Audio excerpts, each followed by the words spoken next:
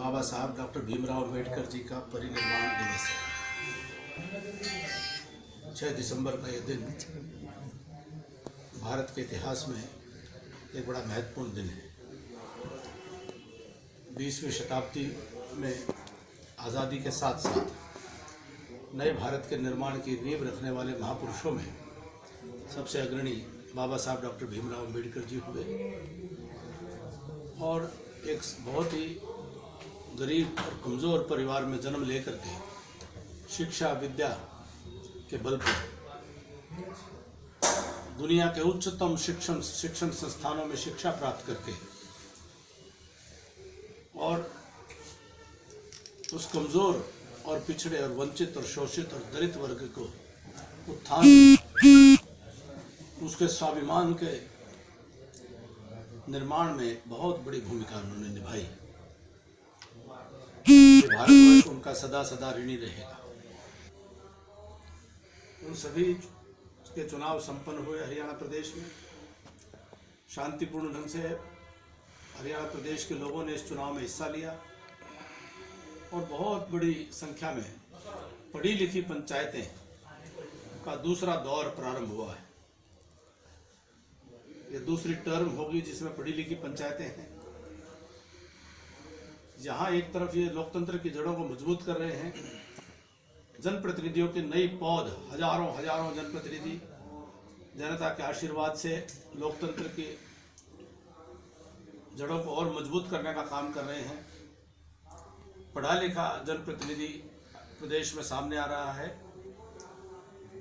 हमें बड़ी खुशी है कि शांतिपूर्ण ढंग से हुए मतदान में नए जनप्रतिनिधि आए हैं। मैं उनको बधाई देता हूं, उनको शुभकामनाएं देता हूं। वाले लोगों से हरियाणा की जनता को कोई उम्मीद नहीं है। हरियाणा प्रदेश को जात पात के जहर घोलने वाले लोगों से हरियाणा प्रदेश की जनता को कोई उम्मीद नहीं है। वह केवल और केवल मात्र अपने परिवार की राजनीति करते हैं। उनके लिए मन में हरियाणा प्रदेश के लिए न कोई दृष्टि है, न कोई योजना है। हरियाणा को क्या देने वाले हैं, कोई उनका किसी भी प्रकार का कोई खाका नहीं।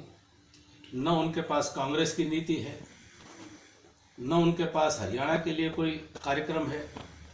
वो तो रात दिन केवल इसी प्रयास में रहते हैं, ये इनके प्रकार सत्ता हाथ में आ जाए और फिर से हरियाणा को असंख्य हाथों से लूटने का वो काम कर सकें। हरियाणा के किसान जमीनों की धांधली को नहीं भूला है। हरियाणा के किसान के नाम पर जिस प्रकार से जमीनों की लूट खसोट हुई, हरियाणा की जनता को अच्छी तरह से याद है। हरियाणा के गरीबों पर किए हुए जुल्मों को आज तक हरियाणा की जनता नहीं भूली है। किस प्रकार से उन्हीं की पार्टी के अध्यक्ष के ऊपर लाठियां चलाई गई। अशोक तंवर जी एक बहुत सांसद रहे, बड़े नेता रहे, दलित समाज की आवाज़ बन करके काम करते रहे। उनके ऊपर जिस प्रकार का हमला हुआ हरियाणा की जनता को अच्छी तरह याद है।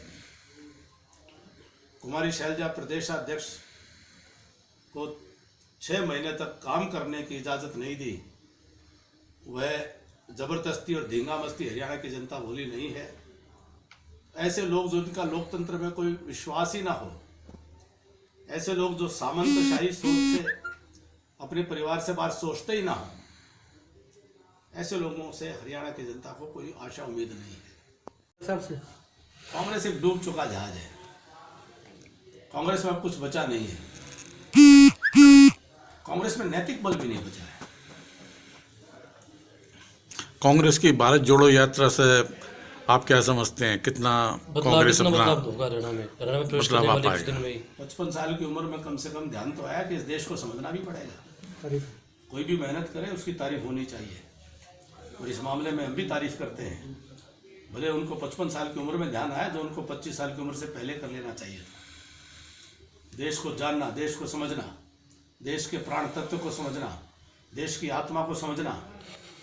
अब जिस प्रकार से महाकाल के मंदिर में उज्जैन में साष्टांग प्रणाम करते हुए दिखाई दिए, तो सहसा ही हमको ध्यान में आया कि वो इस संस्कृति के प्रवर्तक हैं जो कहा करते थे सर्वोच्च न्यायालय में कि भगवान राम कभी हुए नहीं, राम सेतु कभी बना नहीं, रामायण काल्पनिक है। आज देश की जनता की ताकत के आगे वही आज साष्टांग हुए जा रहे हैं। तो केरल से चलते चलते मध्य भारत पहुंचते पहुंचते वो साष्टांग हो गए हैं। कश्मीर आते आते पूर्ण रूप से उनको ध्यान में आ जाएगा कि भारत का प्राण तत्व क्या है, भारत की संस्कृति का प्राण तत्व क्या है, भारत की आत्मा क्या कहती है। देर आए दुरुस्त आए। अगर वो 25 साल से अगर 25 साल पहले ये काम करते तो बीजेपी आज इस जगह पर होती। सबको अपने अपने काम करने, सबको अपना अपना विचारधारा के आधार पर काम करने का अवसर है, लेकिन जिस स्तर पर वो काम कर रहे हैं उस स्तर पर ये काम उनको बहुत पहले समझ